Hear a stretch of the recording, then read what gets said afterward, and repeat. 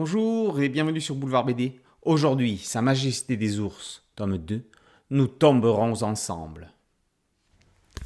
Kodiak, prince ours, a monté une expédition de mercenaires destinée à aller chercher des alliés dans les différentes cités animales qui font l'objet de convoitises.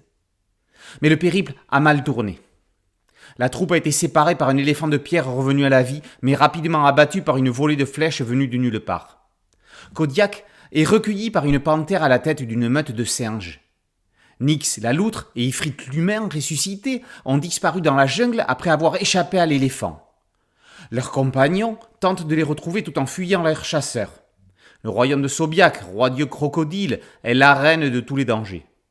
Pendant ce temps, dans la cité des ours, le régent Kermodès profite de l'état inquiétant du roi Artus pour imposer sa loi. Entre alliance et trahison, le trouble règne dans les royaumes animaux.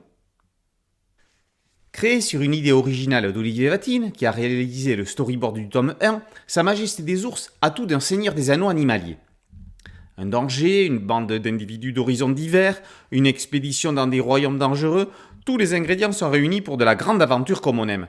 Cependant, même si on est dans une aventure fantastique, le côté heroic fantasy reste léger. On ne croise pas des créatures biscornues dans tous les coins et les personnages ne font pas appel à la magie à tout bout de champ.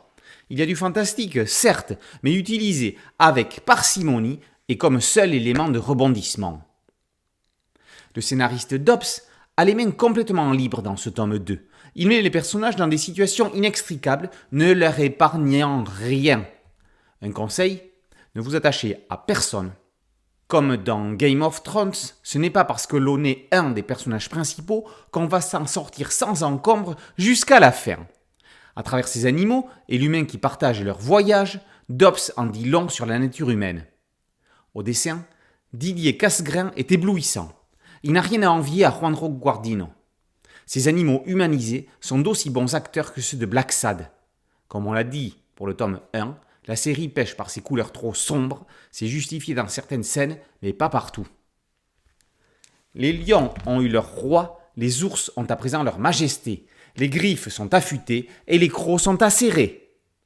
Sa Majesté des Ours, tome 2, nous tomberons ensemble par Dobbs et Casgrain, d'après une idée d'Olivier Vatine, est paru aux éditions Glénat dans la collection Comics Bureau.